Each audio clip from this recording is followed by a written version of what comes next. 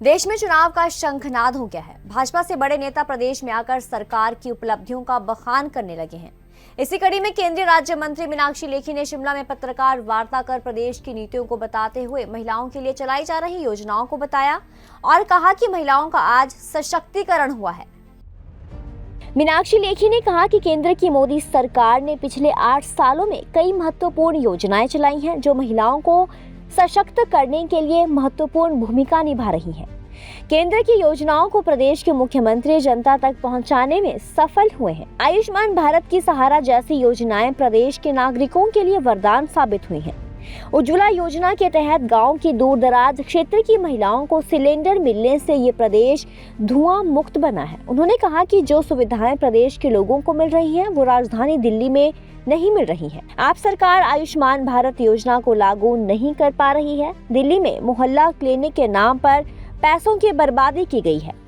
मैं केंद्र सरकार की योजनाओं की बात करूं तो चाहे वो स्मार्ट सिटी प्रोजेक्ट हो, चाहे आपके नए बने हुए फुटपाथ हो, चाहे आपकी सड़कों के चौड़ीकरण का काम हो, ये सब स्मार्ट सिटी प्रोजेक्ट के तहत हो पाया और बाकी भी काम अभी चल रहे हैं। कनेक्टिविटी, सड़कों की हालात, नहीं तो आए दिन लैंडस्लाइड हुई पड़ी होती थी, उससे निजात मिली है। आपके हेलीपैड्स की संख्या बढ़ी है, आपके एयरपोर्ट की स्थिति बेटर की गई है। जो फ्लाइट बंद थी उसको दोबारा शुरू किया जा रहा है। जब फ्लाइट बढ़ेगी, कनेक्टिविटी बढ़ेगी तो जाहिर तौर पे टूरिज्म बढ़ेगा। टूरिज्म बढ़ेगा तो आप लोगों की कमाई ज्यादा होगी और बाकी सब युवाओं को होटल मैनेजमेंट से लेके तमाम जगहों पर हर प्रकार के रोटी रोजगार का भी बंदोबस्त होगा।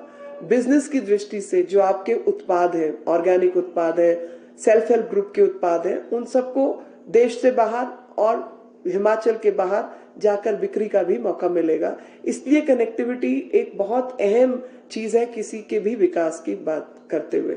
तो सबका साथ, सबका विकास और सबका विश्वास और साथ ही सबका प्रयास, ये सब चीजें संभव हो पाई। उन्हीं के दिखाए रास्ते पर जयराम ठाकुर जी ने अपने प्रदेश में काम किया।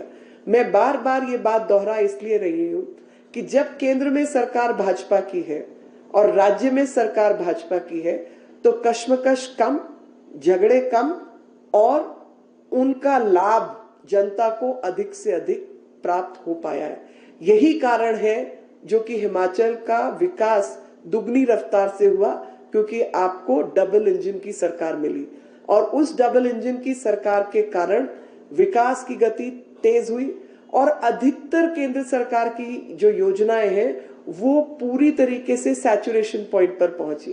कि मतलब अगर गैस, मैं अपने समय की बात करूंगी, मेरे टाइम में तो गैस शहरों में होती थी, किस देहात में गैस होती नहीं थी, गांव देहात में गैस नहीं होती थी और लकड़ी जो औरतें हैं सिर पे गट्ठर बांध के लाती थी और कभी अपनी हड्डी कमर की तुड़वाती थी, कभी कमर झुकाती थी क्योंकि उनको वो प्रॉब्लम हो जाती थी स्पाइन की, इतना वजन ढोने की वजह से।